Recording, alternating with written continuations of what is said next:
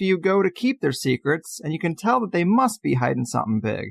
Redacted documents classified for decades, missing files, official investigations that are clearly cover-ups, the illogical lifetime imprisonment of people who just might know something, and of course a smattering of mysterious suicides in the wake of whatever it is they're protecting.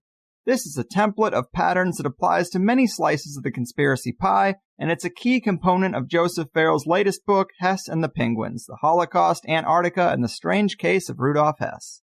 As I'm sure you know, Dr. Farrell is the man behind GizaDeathStar.com and the author of many great books, most with a fascinating interweaving continuity that gets into the evidence of advanced civilizations in the ancient past, the financial goings-on of the world's elite, hidden physics, alchemy, and occult sciences, the survival of a post-war Nazi network, schooling projects to dumb down the people, transhumanism, and nearly every ingredient in a good, hearty conspiracy soup. He's high up on my short list of favorites, and today marks his 4th time on THC, here to discuss the latest book, The Mysteries of Antarctica, and the strange but telling twisted web he so accurately refers to as the Hess Mess. So warm yourself by the fire of your choice, and let's get this party started. A scholar of the world's secrets, high-octane speculator extraordinaire, and parapolitical professor of the highest order, Dr. Joseph Farrell, welcome back to the Higher Side. Thanks for having me back, Greg. Yeah, man, always a pleasure. Thanks so much for doing it. I am not at all surprised that I really love this latest book, Hess and the Penguins. It's a complex saga with a ton of twists and turns, body doubles, mind control, Antarctic expeditions, and secret coups. It really has everything, man, and it is a lot to unpack in a conversation, but I think the best way to start is really the same way you start the book, because just by examining the facts about Hitler's deputy, Rudolf Hess's extremely unique post-war imprisonment, that right there is enough to communicate the scale of a pretty big secret, I would say, isn't it? Well, yeah, I think so. You know, Hess died in 1987. I remember it being reported. And, you know, that case always intrigued me. Why was it necessary for the big 4 allied powers, United States, United Kingdom, France, and the Soviet Union, to keep an entire prison, you know, maintain an entire prison, keep their military guards and an entire medical staff, each had their own medical staff? Why was it necessary for them to maintain this strict regime for 21 years after all of the other Nazis had been let out of Spandau prison? Why was it necessary for them to guard this one man? You know, he wasn't a threat to anybody. He was old, he was frail, he was in very bad health, and yet they keep up this charade. So what did Hess know, or conversely, what were they afraid of letting out if he were to be released? You know, the whole thing is just bizarre, any way you slice it. Right. And for people who didn't know, like you said, 21 years, he was the only prisoner in this prison. Right. As you point out in the book, to have multiple nations pitching in to keep the prison going for one man is no small thing. And these are nations who were on really tense ground through the Cold War and the Cuban Missile Crisis. Yeah. But, you know, on this prison, they were in pretty much agreement. Yeah, this is what really sticks out to me, is in spite of all the Cold War tensions, at that time, we were going through the Reagan-Gorbachev era, and there were tensions in that period. And yet, the one thing that keeps the 4 allied powers united is Rudolf Hess. So in other words, you know, the hydrogen bombs and the missiles might fly, but by golly, we've got to keep our guards posted for this guy. So that says it right there. You know, what's the big secret or danger that this guy posed to the Allied powers if they had let him out? And again, you know, here's the problem. They released other big-name Nazis, Grand Admiral Dönitz, Grand Admiral Raeder, who had also been sentenced to life, Walter Funk, another life sentence fellow that was released early, like Grand Admiral Raeder, on humanitarian grounds. So in other words, it wasn't as if the Allied powers were committed to, you know, a regime and a doctrine of cruelty to these people, but yet Hess is the one guy that they have to keep locked up. And it gets even stranger because if you go back and remember the way that Hess was treated in German propaganda before and after his flight to Great Britain, before his flight, Hess is, the best thing since sliced bread. The Nazi propaganda organs are paying a great deal of attention to him, particularly in the weeks prior to the flight. And then after the flight, all of a sudden, he's denounced as insane, a guy that kind of lost his mind, dabbling in too much occult. And the British are willing to go along with this reading. So in other words, he went from deputy Führer to being a nut, literally overnight. So again, what's the big secret?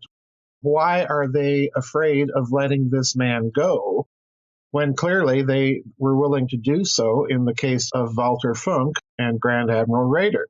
So, again, the questions start piling on almost as soon as you look at any aspect of what I call the Hess mess. And it doesn't ever let up. And this is probably one reason why so few people write about it. But to give you another idea of the magnitude of the scale of this thing, Greg, the Hess documents were all supposed to be released this year, as were, incidentally, the JFK documents, which, of course, President Trump did release some of those. But, that ought to tell us something of the magnitude of the Hess case. He's at least as important as JFK, in other words. And yet the case of Rudolf Hess has not received anything near the attention that Kennedy has. And yet I think it probably is one of the most significant stories of the 20th century. Oh, for sure. It's definitely international in scope when you get into it. And it is a truly unique case. And as you said, he died in prison in 1987 at 93 years old, and officially it was a suicide, but even that's pretty suspect, isn't it?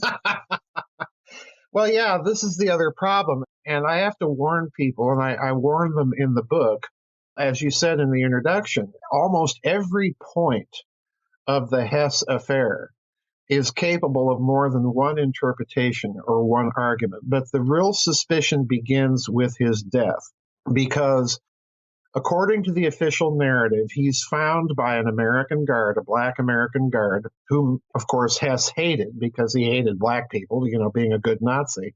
But he's found by a black American guard, and the narrative says that he supposedly tied a cord from an electric reading lamp to a window latch that was kind of, highly placed on the wall. It was an upper window. And it was in this garden house that they put up for Hess out in the prison courtyard as kind of a little place he could just kind of get away to. And he supposedly tied this electric cord around the window latch and then looped it around his neck and tied it there and then fell off a bench that he was sitting on in order to hang himself and commit suicide. Okay. The problem, it's a big problem, is that Hess, of course, had a son by the name of Wolf Rudiger Hess, and he also had, at that time, a Tunisian male nurse by the name of Abdullah Malawi. And his nurse, who had taken care of him for half a decade, immediately suspected murder for the very simple reason that Hess had extremely bad arthritis. He had to walk with a cane. He had to be helped with walking with people, holding him. And because of his arthritis, he was not able to raise his arms above his shoulder, which he would have had to have done to tie this noose. And additionally, his hands were so arthritic that he also had to have people help him, hold a spoon or a fork so that he could eat. So in other words, the chances of him doing what the narrative says he did in tying this cord around a window latch above his head and then looping it in turn around his neck and tying it off there and then climbing up on this bench and falling off of it to commit suicide are very unlikely. So that raises the question, and I'm definitely one of those that does think that he was probably murdered. That raises the question of who did it and why. And Malawi, his nurse, says that he saw two guards, American guards, in very ill-fitting uniforms that he did not recognize on the premises of Spandau prison. And again, I find that very significant because Malawi would have been very familiar with the normal personnel in all the guard rotations of all the Allied powers, the Russians, the French, the British, and the Americans. He would have known these people, and if new personnel had been introduced to the equation, he probably would have been made aware of who they were simply by, the protocols of running that place efficiently. So in other words, there's a lot of suspicious activity on the day of Hess's death. And what's even more interesting is that when Malawi shows up at the prison, when they phone him to tell him that Hess had died and to come right away, well, he comes. Hess is still alive. And he asks these two strange American guards that he doesn't recognize to help him perform CPR and tells another orderly to run and get the oxygen bottle. The oxygen bottle's brought back. It had been tampered with. There was no oxygen in it. And of course, Malawi said he had checked the oxygen bottle that morning and it was okay. So, there's something suspicious there. So he asked these guards to do CPR, and one of the guards supposedly helping him do CPR is applying such pressure to this old man's ribs that he breaks a couple of his ribs. There's some suspicion that he may have been alive even prior to leaving the prison and died subsequently in the British military hospital. But yeah, I think clearly he was murdered. The real question is why, and that, of course, jumps us off into the deep end of the Hess mess. It does. And yeah, his nurse makes so many great points, as you point out in the book, and it just doesn't add up at all. And just to back up a little bit, Rudolf Hess has one hell of a bio. It seems like he's close to being Hitler's best friend. He's the Nazi officer with the highest level of occult interest. He was born in Alexandria, Egypt, and it's pretty clear he was a member of the Thule Society. So not a boring guy. Is there anything more you can say about those occult interests or his beliefs or the man himself? Hess was really the cosmopolitan Nazi, if I can put it that way. He spoke several languages. He spoke French, he spoke English, and of course he spoke Arabic. So in other words, he's a multilingual man. When he arrives in Great Britain, he's conversing with the British in English. He was very accomplished intellectually. His professors in his various academic pursuits after World War I all record that he had good facility with mathematics and history and physics and astronomy and things like this. So he was not a dumb individual. He was probably as smart, if not somewhat a little bit smarter than Hermann Goering. So in other words, he was not a stupid man by any stretch of the imagination. The hugely important thing to note about Hess, and there are several things, is first of all, his relationship with Hitler himself was so close that many people to this day kind of argue that they suspect that they may have had some sort of innate or repressed homosexual relationship. I don't think that's the case, but, it's out there because their relationship was so close. Hitler and Hess referred to each other in the German as du, which of course is the informal address that you use with close friends or family. And, Germans don't, especially at that time, don't extend that privilege lightly. So, that's a little measure. And the other thing that most people don't know is that Hess's relationship with Hitler was so close that it was actually Hess who wrote many passages of Mein Kampf, especially the passages dealing with geopolitics and the Nazi Party and its doctrine. And that flies in the face of the normal narrative that Hess was just simply the secretary typing down what Hitler dictated. This is not the case. In fact, it was Hess that even suggested the title of Mein Kampf. Hitler wanted to title it something like 4 Years of Struggle Against Lies, Oppression, and, a title, in other words, a title that hardly rolled off the tongue very easily.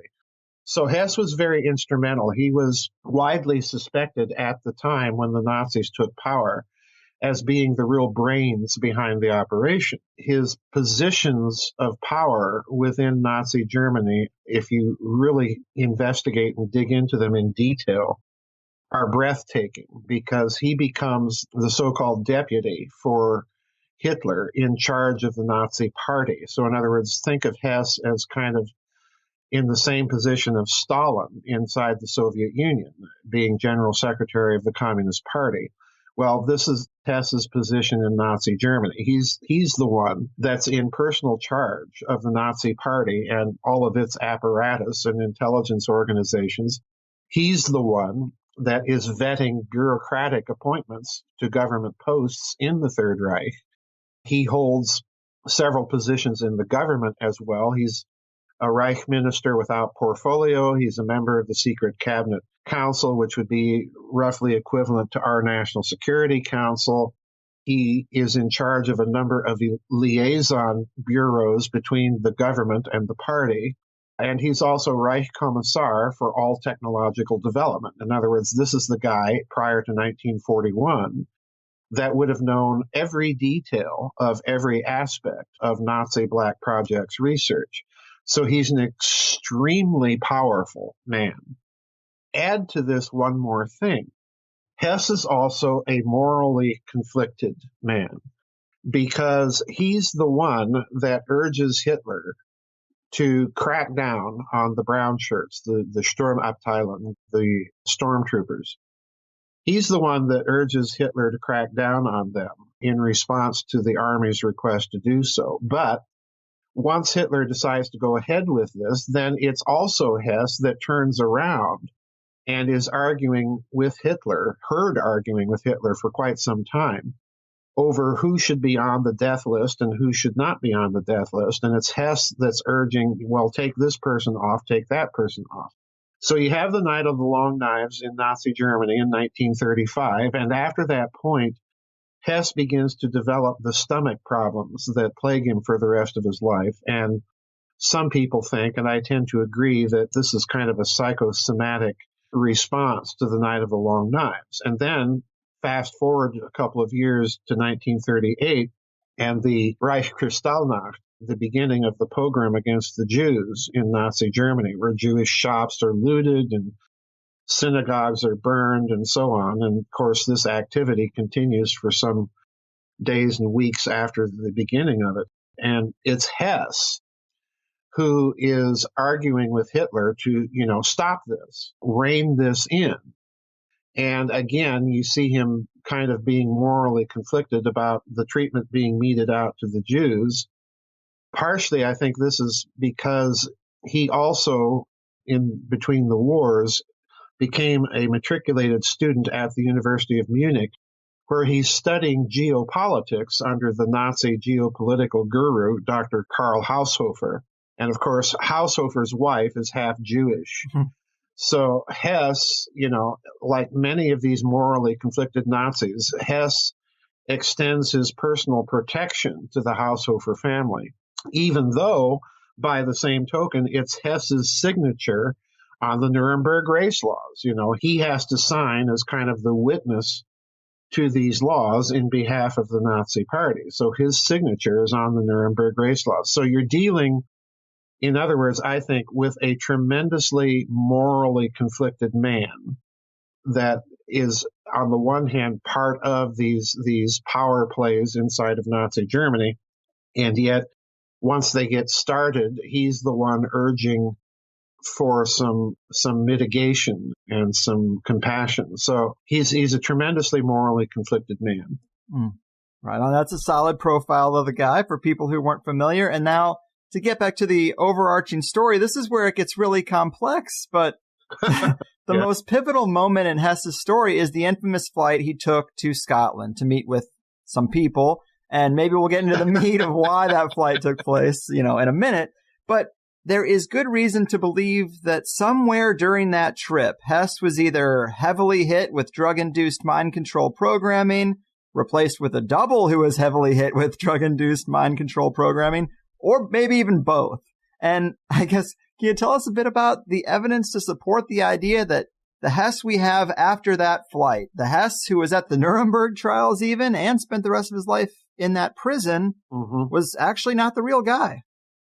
Okay, this is where it gets interesting. I do have to make one minor correction.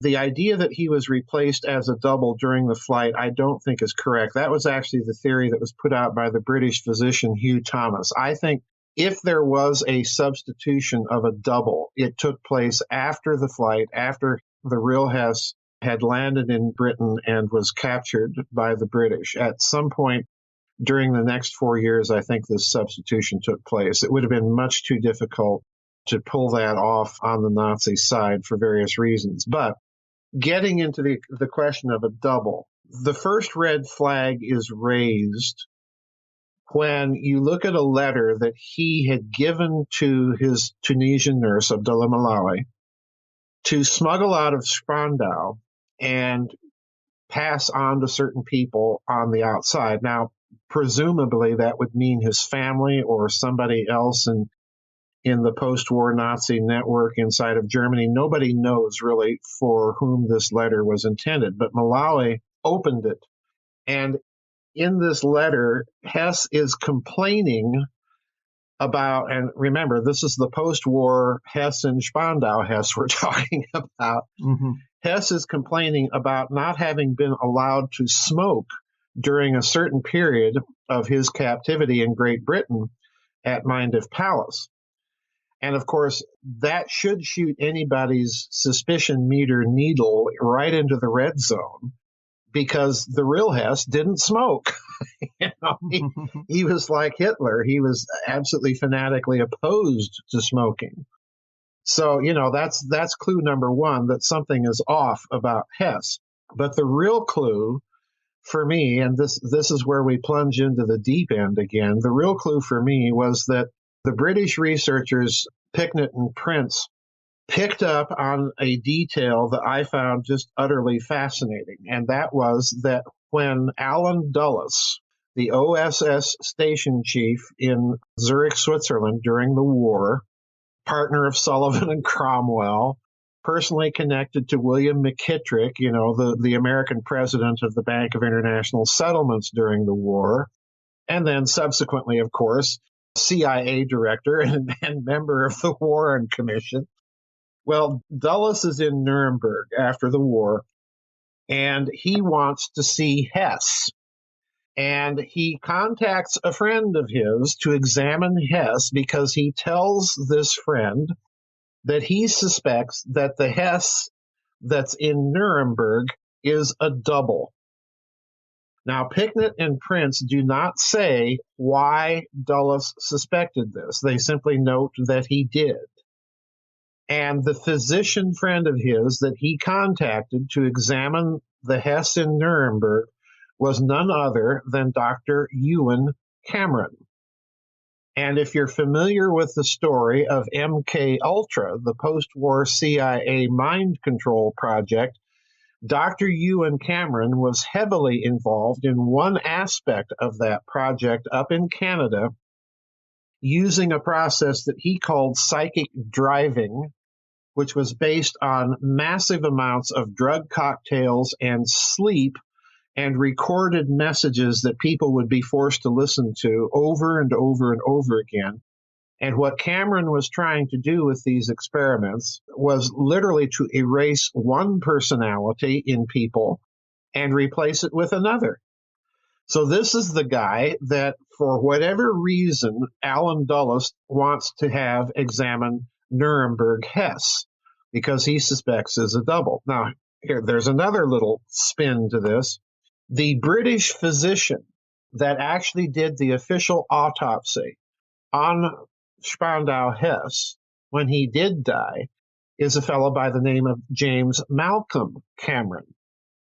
And I don't know that anybody else other than me noticed this problem, that Ewan Cameron is examining Hess in Nuremberg and another Cameron is doing the official British autopsy when Hess dies. So I did a little digging and discovered that the autopsy physician, James Cameron, went to the same medical school in Glasgow as Dr. Ewan Cameron. So, and it's a tight-knit clan, by the way. We've seen a recent British prime minister with that name. So in other words, there may be a conduit of information to Dulles through the Cameron clan. I don't know. But certainly Dulles suspected this, and certainly it's very suspicious that he brings in a subsequent mind control psychiatrist to examine the Nuremberg Hess. And now the interesting part of that story is Dulles sets it all up, but the British refuse to allow Dr. Cameron to examine the prisoner. And what they're looking for are war wounds that Hess had suffered as a soldier in World War I. He was at the Battle of Verdun, which of course was just this prolonged bloodbath. And then he was transferred in 1917 to the Eastern Front, where he sustained some truly serious injuries on the left side of his chest and to his left lung. So, he had to convalesce for a number of years. Well, these wounds would have left scars. And basically what I think Dulles was wanting Cameron to do is look for evidence of these war wounds to establish whether or not this was the real Hess. And the other problem, Greg, with Hess in Nuremberg is his behavior is just totally bizarre. He acts like a complete goof half the time. And then towards the end of the trial hearings, he finally drops the goof act and all of a sudden becomes, quote unquote, his old self. And again, we don't know if we're dealing with the real Hess or the fake one, but I suspect a fake one, because during this whole period that he's acting goofy and sitting there in the dock reading novels, and not paying any attention, and then occasionally interjecting a really strange, bizarre comment, the one person that suspected something was up was Hermann Goering, who, of course, is sitting right next to Hess during the entirety of the trials. And on Hess's left is the German former foreign minister Joachim von Ribbentrop, and behind him is Grand Admiral Dönitz. Okay, so you've got these big-name Nazis, all sitting around Hess. Well, Goering was used by the British and the Americans. They actually brought Goering and Dr. Haushofer into Nuremberg to see if Nuremberg Hess could recognize them. And initially, in both cases, he said no, he didn't recognize them. And Goering, once the trials start and Hess exhibits all this very bizarre behavior, Goering, at one point when the trial is recessed, blurts out in a loud voice so that everybody can hear him. Okay. He says, "So how about it, Hess? Why don't you tell us your big secret?" Okay. And I truly think that probably Goering suspected a double as well, because, of course, he was in close contact with Hess on almost a daily basis prior to Hess flying off to Great Britain. And there are a number of pictures, I put them in the book, where you see Goering looking at Hess with either this strange, disgusted, skeptical look on his face, or at one point, he's laughing so hard at Hess that he's covering his face with papers. And, this picture, you just really have to see to believe, because in that picture, Joachim von Ribbentrop, the foreign minister, is kind of leaning forward and he's looking at Hess with this dumbfounded expression on his face, like, have you completely lost it? And on the other side, Goering is laughing, and behind him, Grand Admiral Dönitz, you can tell, is just glaring at him through these sunglasses. So yeah, these big name Nazis, I think, suspected something was going on with Hess at Nuremberg, although, they, other than Goering, they kept their mouths shut.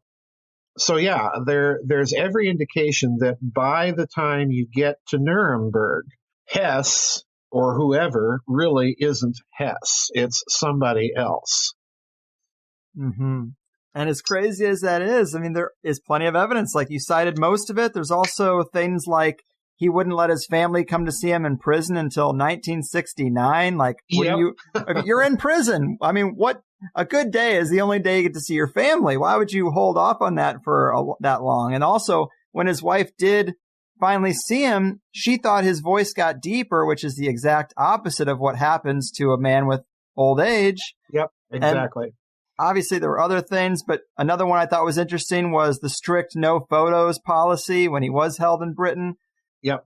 just all these things that stack up. And so about that trip, see, I want to get to the Antarctica stuff, but all of this is important and people really should read the book because I love the story you pieced together. It makes a lot of sense. And it seems like Hess was making that trip to Scotland to meet with elements of a British faction and seemingly maybe seal the deal on a peace plan that they were working on that certain Nazis and certain elements of the British leadership maybe were hammering out in back channels. Right. And now that trip went awry and it didn't really come to fruition. But if you get all the way to understanding this back channel dealing was going on, which included conversations about getting rid of Hitler and maybe even Churchill, which is a coup or a double coup by definition. Right. And I'm glossing over a lot, but if you get to this peace plan, there is a strong reason to believe that Antarctica was a part of that plan. Right. Correct? Well, yeah, let's back up. Yeah. The standard narrative about Hess's flight was that he was going over to Britain because he thought he could negotiate peace with the British. And of course, the standard narrative paints that as just an impossibility. Nothing like that could ever have happened.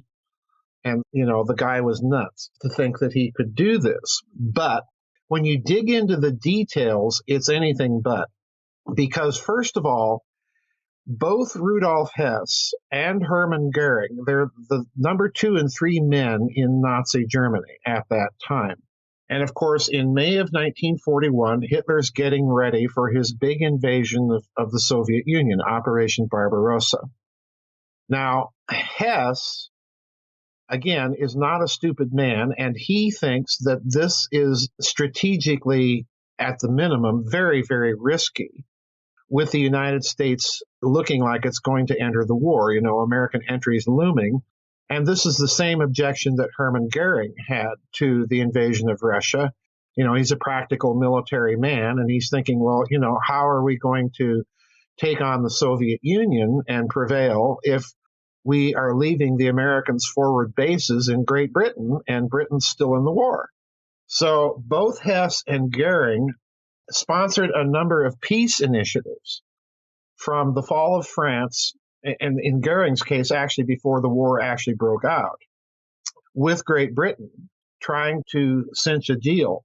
Now, in Hess's case, these negotiations appear, and again, the people that did yeoman's work in this respect were the British researchers Picknett and Prince, just a marvelous book. And I think they make their case, and I agree with their case, that Hess had used General Haushofer and his connections with the British aristocracy to basically negotiate with that segment in British society, which, let's remember, that segment of British society was very, very much wanting an accord with Germany. This was the society that backed Neville Chamberlain and the policy of appeasement.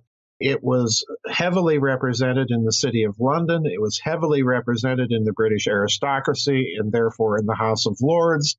It was heavily represented behind Lord Halifax and, most importantly, within the royal family, because the abdicated King Edward VIII had dined with the Hesses. He was all in favor of some sort of accommodation with Germany. And this appears to have been more or less the attitude of the royal family. All right. So in other words, that wing or that faction within the British deep state was considerable. It was powerful. It didn't just evaporate when Churchill magically became prime minister in May of 1940. So in other words, there is a peace faction in Great Britain, and it's substantial, and it has real power. After all, the royal family is part of this faction. So when Hess flies to Great Britain, unlike the standard narrative, what he is really doing is he has been negotiating with that faction, and Goering has as well, through different channels, and basically an agreement has been hammered out. The basic essentials have been agreed upon. But the problem is that on the British side, that faction will not negotiate with Hitler. Okay? Mm-hmm. And on the German side, They don't want to negotiate with Churchill because he wants to continue the war, obviously, and is trying to woo American entry into the war. So what you have is a peace proposal between two factions in Great Britain and Nazi Germany that call for the removal of their heads of government. Okay.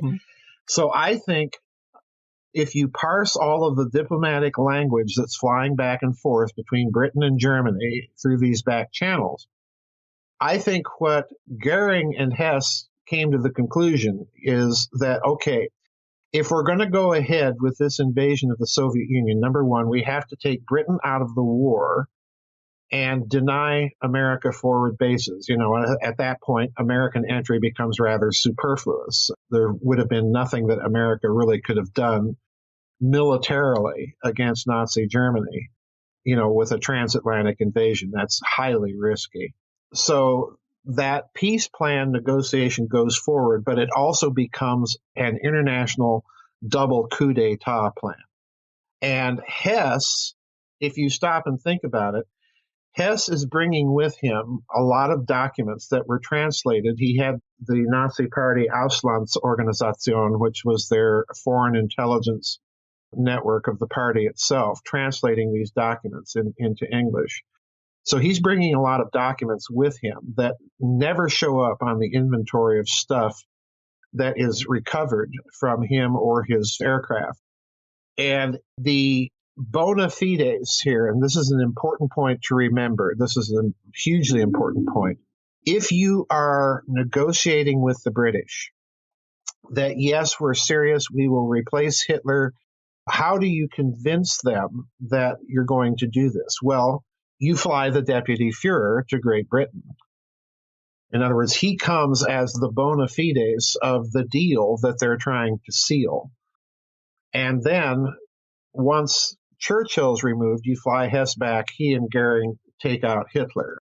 So in other words, all the dynamics are there for this having been really a kind of international peace plan, international coup d'etat plan against both governments to create a new accommodation between Germany and Great Britain.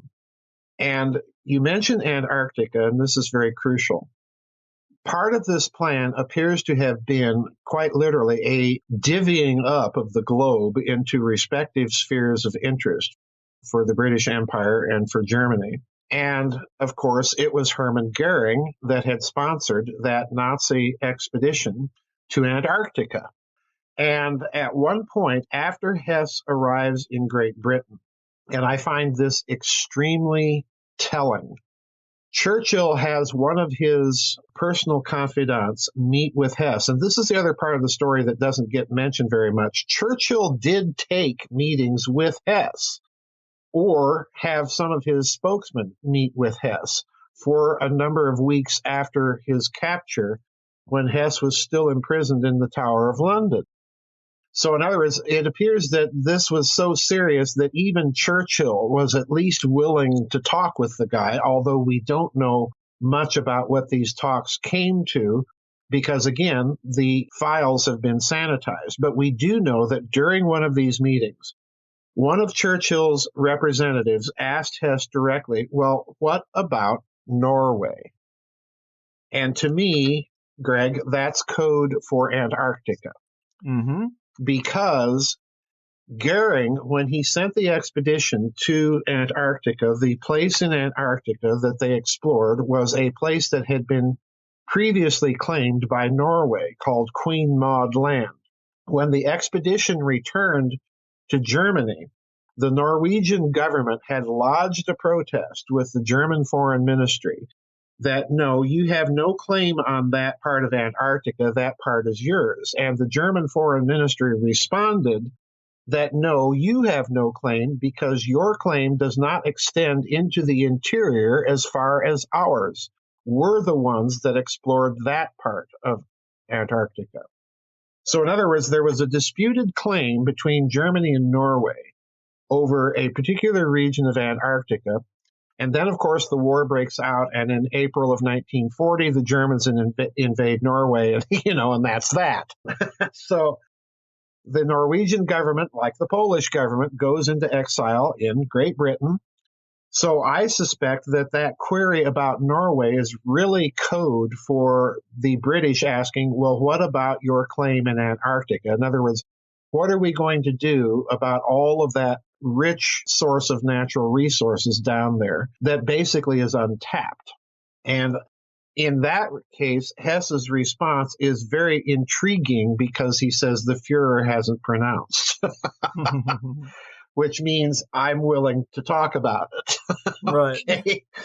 Because, I'm expecting to be the Fuhrer in, a few weeks. So, yeah, the whole thing is just an enormously complex thing because if you stop and think about it, if the British and Germans had signed such an accord, and if secret protocols in that accord had basically divvied up the world into British and German spheres of influence, then, all of that military might that Germany possessed in 1941 in its totality would have been unleashed on the Soviet Union, with 40 some extra divisions that were left on the Western front, part of the invasion.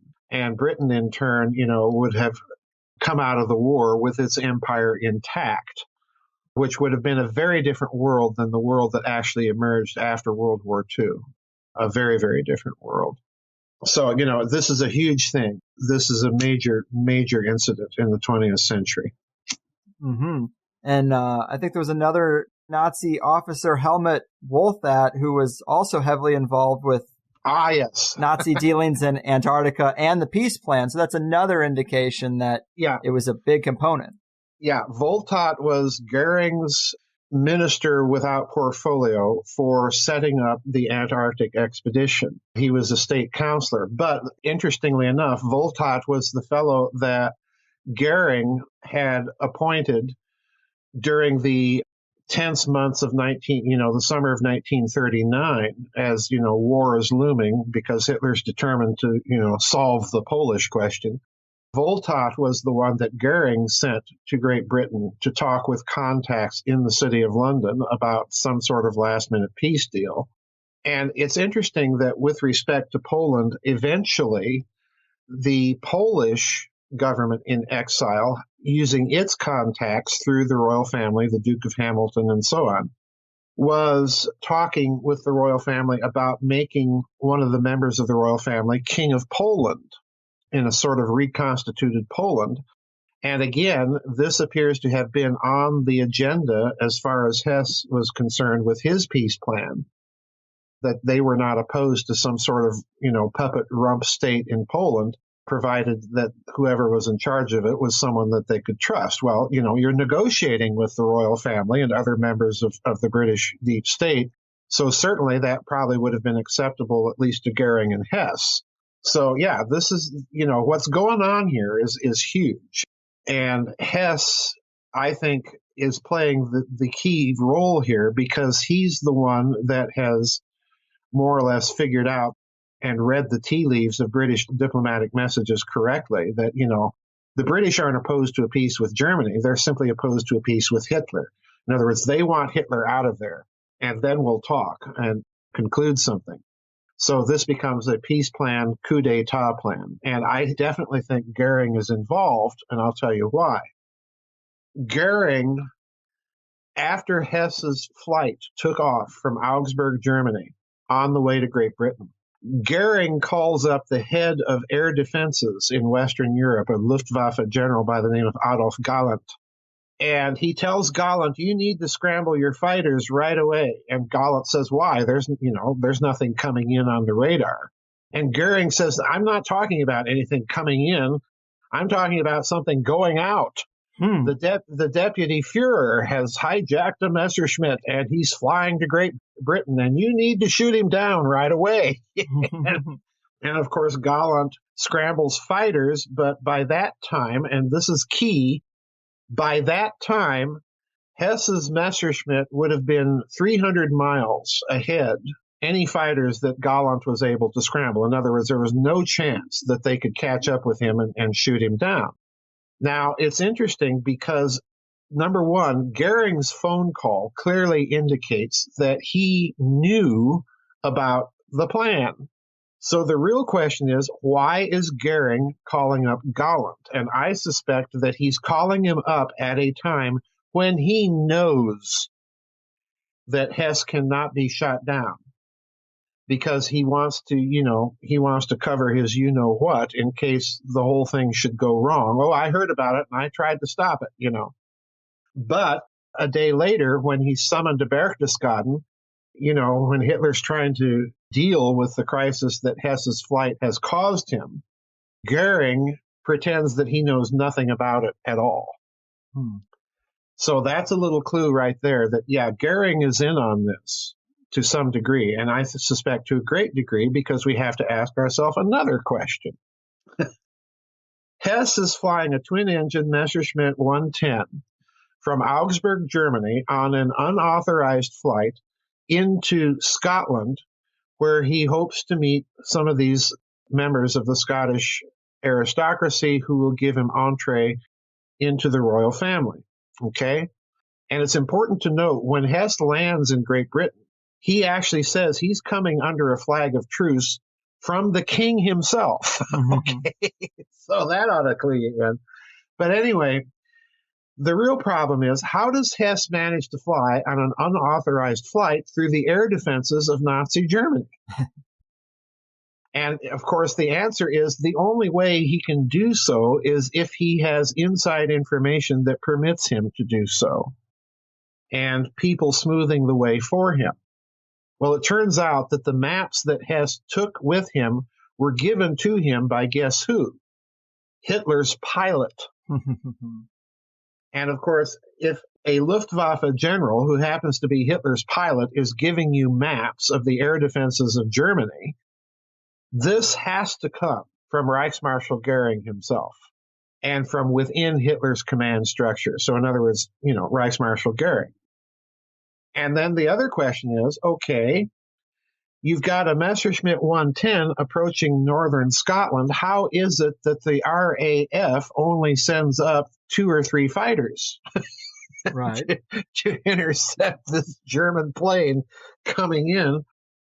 And again, it looks as if the RAF had been told to stand down. And in fact, I point out in the book that some of the fighters that were scrambled were told to stand down, don't shoot it down.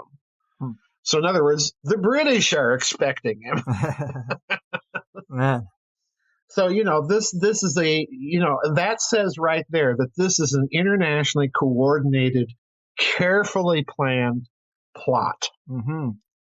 The only thing that goes wrong is that Hess missed a beacon checkpoint and therefore used up some of his fuel. And when he bails out over Scotland, parachutes out of his Messerschmitt 110, he's captured by the wrong people. In other words, he didn't make his meeting with the right people. And on we could go. The devil's in the detail. There's a lot of details in the book. Absolutely. It's so complex, but that is definitely a good crash course, and I just love it. Now, the Nazi Antarctic expedition was in 38-39. Correct. Then the war ends, and then in 1946-47, we have Operation High Jump. Right. How do you think these events could be connected to each other and possibly to Hess's prison situation? All right.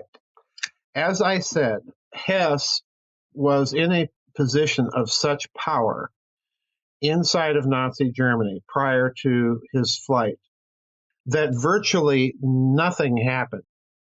He was the Martin Bormann of that era.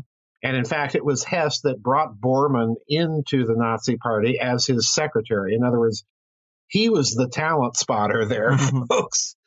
So in other words, the subsequent behind-the-scenes reign of Martin Bormann in the second half of the war was really due to Rudolf Hess.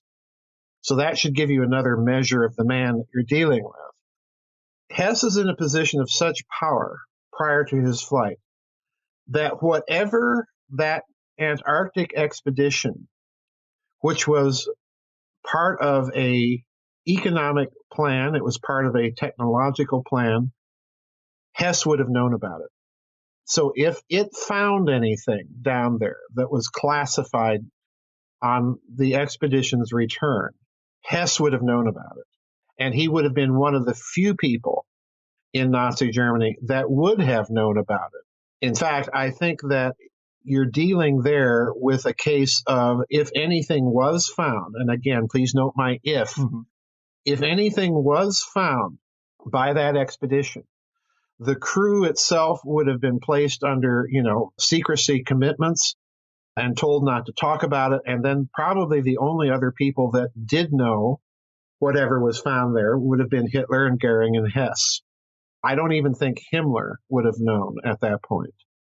So it was, if anything was found, and please again note my caveat, but I do think that something was found because the American reaction with Operation High Jump after the war, to me, is directly connected because the American explanations for High Jump make no sense.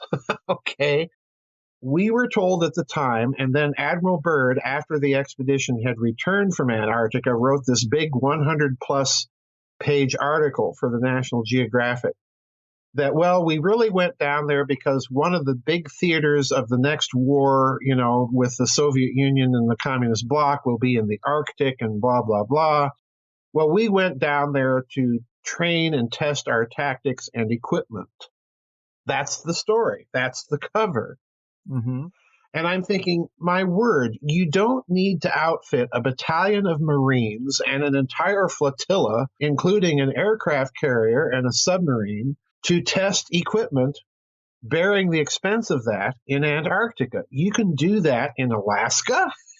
Exactly. Canada's an ally, and guess what? They've got roads up there, So, if we're going to test equipment, then the logical, cheapest place to do it would have been Alaska and Canada. But no, we've got to outfit a fleet to sail 8,000 miles down to Antarctica to test our equipment down there. So in other words, I suspect this is a cover story. And I suspect that whatever we were doing down there, its secret purpose had to do with the German expedition. So what might that have been? Well, like the German expedition, our expedition was to make photogrammetric surveys of the continent. In other words, aircraft taking pictures of the surface of Antarctica and then assembling all these pictures into more accurate and reliable maps. Okay? I suspect that it is entirely possible that as they're doing this, they may have snapped pictures that gave them some pause. that they may have seen something that looked artificial, or maybe seen interesting geological features that indicated the presence of rare mineral deposits or something of this nature that would have caused the secrecy to be clamped down. Now, with the American expedition, there is one more thing that we need to be aware of. And this is the people involved in the planning of the expedition. They were none other than Fleet Admiral Nimitz and the then Secretary of the Navy, James Forrestal. Mm-hmm. And if you're one of those that believes there's something fishy about the so-called suicide of Secretary Forrestal, I'm certainly one of those people. I don't think it has anything to do with UFOs like a lot of people do. I think it has to do with Antarctica. Yeah. That is so interesting. And for people who don't know, he apparently made a makeshift noose out of towels and jumped out of a hospital window. That's the story? Yeah, he jumped out of, he dies at Bethesda Hospital. He jumps out of, supposedly, the 16th floor window. And there's so much to call that into question. There's actually a book out, and I've been trying to find it, that somebody wrote about the 3 mysterious deaths, incidents or mysterious goings-on at Bethesda regarding President Kennedy, regarding Senator McCarthy, and regarding Secretary Forrestal. And I wish I could remember the name of the book, because there is a researcher out there that's been digging into that whole weird relationship. But yeah, Forrestal, supposedly takes this tumble out of his bedroom window. And to be sure, he was acting mighty strange toward the end of his life, but he certainly wasn't acting strange or suicidal on the night that this happened. So yeah, I suspect that there's something going on with Antarctica that became known to the Nazis at the time, and then was suspected by the American command after the war, and perhaps became known to them as well as a result of their expedition down there. The whole thing is just very, very strange. Mm-hmm. It definitely is. And as you know in the book, for a long time, you were resistant to the idea of a Nazi base in Antarctica because of the scale of the operation and the resources required to jumpstart that, to get the power going, etc. Right. You know, it's a huge undertaking. Right. Well, let me get weird on you for a minute. As a guy who considers the Hollow Earth idea as the subterranean worlds, that's a real guilty pleasure. And you know, what if rumors of lush tropical underground areas are true, or the findings like the underground Lake Vostok are, or maybe that's just the tip of the iceberg? And, you know, what if the project of a Nazi base was more like American colonization, where they were just able to use the resources that were there when they arrived, or perhaps even ancient structures and exotic energy sources? Do you consider any of that possible at this point? Well, I have yet to be convinced of any of that. I have no doubt that the Germans may have found warm water springs. In fact, there's evidence to suggest that they may have done this, and that they may have found subterranean caverns and so on and so forth. My biggest problem with this whole idea of Nazi bases remains in the scale that the Nazi last battalion people want people to believe. They want us to believe there were submarine pens. In some versions of it, they want us to believe that there were secret flying saucer research facilities there, and on this goes. And I say this is just nonsense for the pure and simple reason that for the German Kriegsmarine, for the German Navy, to have built and maintained logistically such a base so shortly before the outbreak of World War II. In other words, the expedition returns in early 1939. War breaks out in September of 1939. So in other words, even if you do make use of energy that may be there with geothermal springs or what have you, you still have to haul the equipment down there, and you have to haul enough technicians down there and then sustain them. And this, to me, is utterly beyond the capability of the German Navy at that time. It would have taxed their resources beyond its operational capability. And even with high jump, let's remember that vast expenditure that we lavished on that expedition still was only able to send a flotilla of about 21 ships and a battalion of Marines. And that's the United States. And that's without a war going on in the process. So no, I don't think it's possible for there to have been a base there that the Germans maintained, like all of these last myth battalion stories that you hear. And I want to point out to people that those stories ultimately begin to be circulated after the war from crowds that are associated with neo-Nazis. Now, I've referred to these people in my books over the years. I certainly have. But the problem is that, you know, I'm trying to lay out a story that takes several books to explain. You know, no one wants to read a 5,000-page book. You know? So I just never have bought this idea simply from the logistical standpoint of doing this. As I've pointed out in a previous book, Nazi International, if you're looking for an enclave of Nazis that are up to all sorts of no good, including secret research, the place that all of the evidence leads you to is not Antarctica, which I think is a bit of perhaps deliberate deflection. It's southern Argentina. That's where the stuff is going on. So, no, I've never bought this secret base thing. Could they have discovered, you know, lakes and so on? Sure. But I suspect the discovery was more on the order of being indicated to them by the photos that they were taking of the continent than by any actual human exploration. We have to remember that German expedition was one seaplane tender with a crew of about 50. So in other words, even to require that kind of discovery, you would have to have a much larger expedition in order to do it.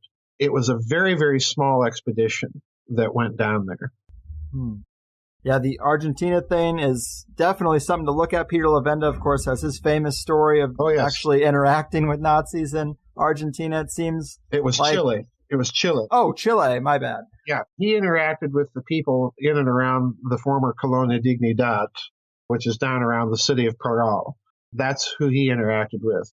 The Argentinian side of the story has been brought out in my books. It's been brought out by an American naval commander by the name of Harry Cooper, who's been in actual contact with some of those people or their families in that region of Argentina. So yeah, it's a big, it's not Nazis hiding out in grass huts in the Amazon basin down there.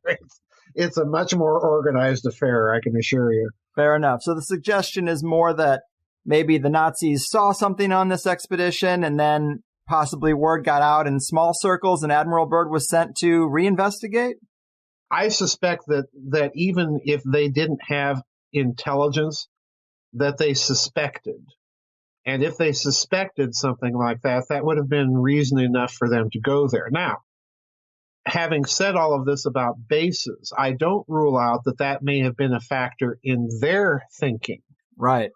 I don't rule that out because Byrd did give that very strange statement to El Mercurio, the Santiago newspaper, which to this day I think is a strange statement no matter how people try and spin it away. And trust me, they've been trying to spin it away for a long time.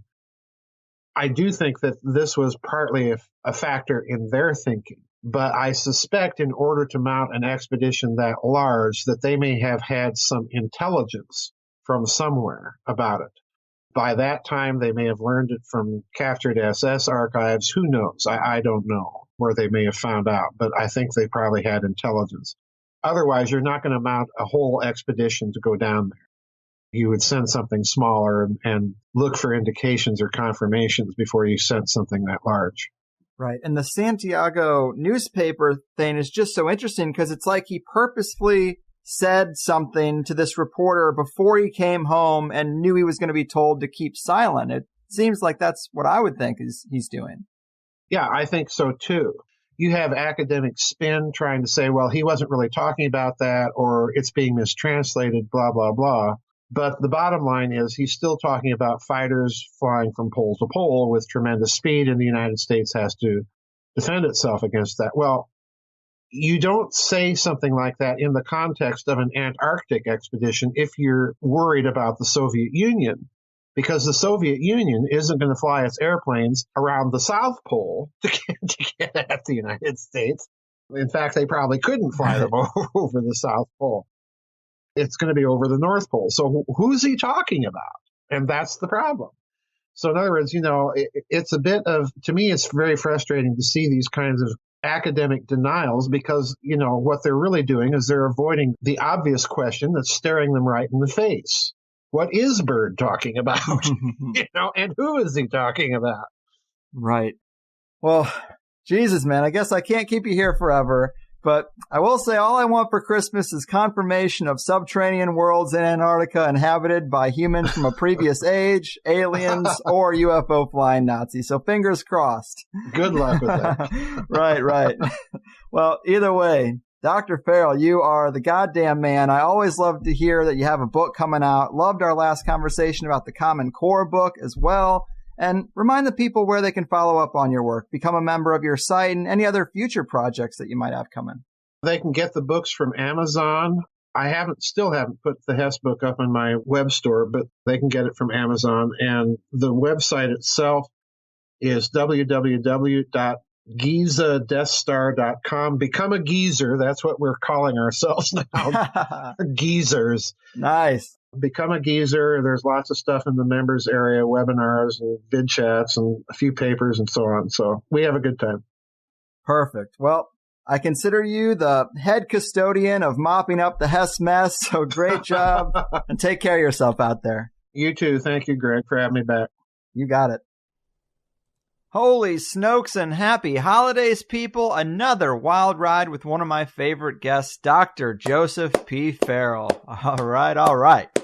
I cannot complain about that. Always excited to record and release a Joseph Farrell interview. I think this is his fourth time coming on. The first one about money and alchemy and the financial vipers of Venice is hard to beat. And the last one about Common Core teaching curriculum is also really solid, if you ask me. But I think an expose on the top Nazi occultist isn't bad either. And it's a long and winding road to get there, but when we do, we end up with a decent amount of circumstantial evidence that something related to Antarctica was on the table.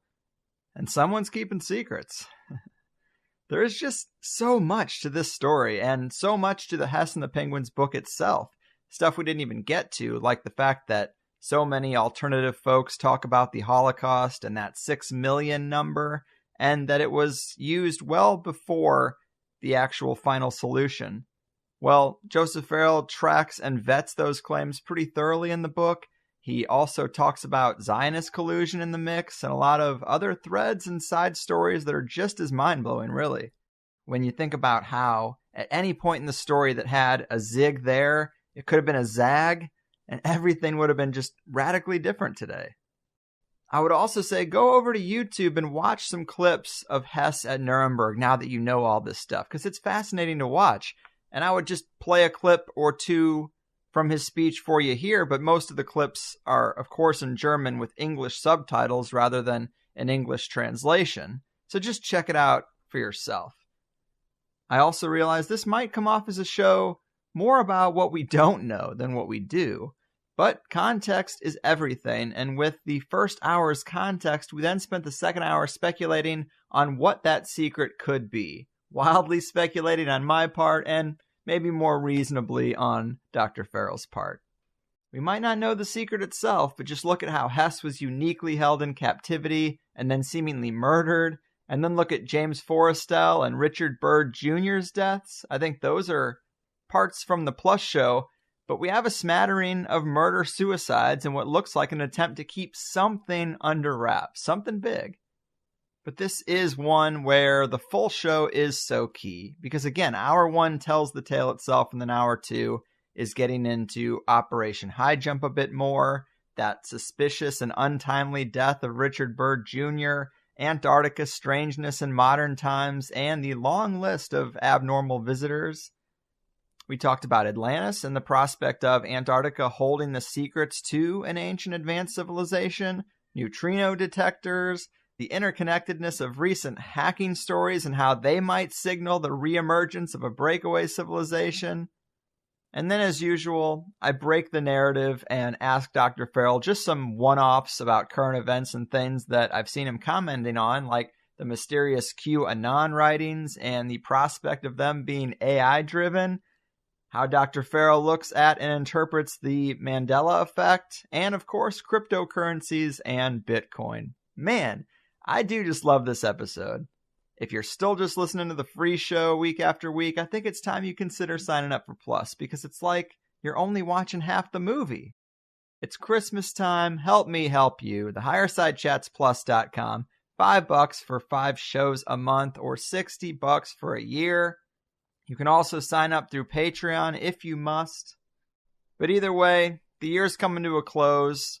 I don't say this stuff often, but review me where you can. Share this where you can. Tell our best guests that you liked them being on so they know to keep THC in their rotation. And tell your favorite shows it's time to have Greg Carlwood on. I've talked to a lot of my fellow podcasters who are getting agents and hiring PR representation, and I would never want to find myself spending money on that type of stuff, but I also have to keep up with everyone else. I want the sharing and promotion of the show to be organic just because people like it, not because I started paying some firm a couple $100 a month. I'm not going to do that. Let's stick with the collective power of a passionate audience. And I hate to ask you to do more than just listen, but the more collective help I can garner, it's just true. The better guests I'm able to get, the better show I'm able to make. It's the goddamn circle of life. But either way, things are great. We got no worries. Well, we do, but we're trying to maintain that positive polarity in some seriously troubling times, all right? Enjoy your friends and family.